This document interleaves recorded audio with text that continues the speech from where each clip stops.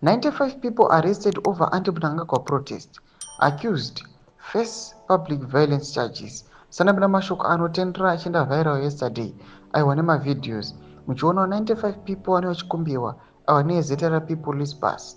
Vachinzi they were protesting panguva ino vachikola for the anti-Mnangagwa vachiti mutungamiri wenyika must resign immediately. Subscribe or like or turn on the bell. 95 Zimbabwean citizens have been arrested in connection with a mass protest held on 31 March 2025 at Robert Mugabe Square in Harare, where demonstrators allegedly attempted to march to the State House demanding the forcibly removal of President Emmerson Mnangagwa.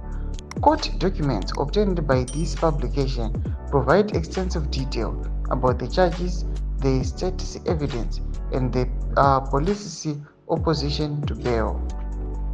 According to Annexer B to Z Therapy Form 242, the group assembled at approximately 9:20 hours and planned to march through Harare before proceeding to the State House. Police say the aim was to forcibly remove the constitutionally elected President of the Republic of Zimbabwe, Comrade Emmerson Mnangagwa. In quotes, enough is enough. Mnangagwa kapi pa upresident. Mnangagwa must go. ED must go.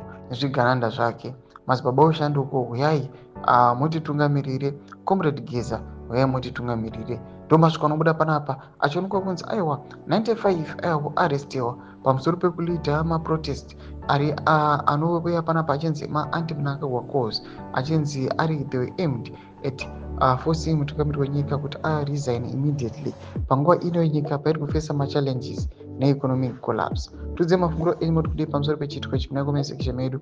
Mudze mafunguro enyu. Subscribe or like, turn on the bell icon.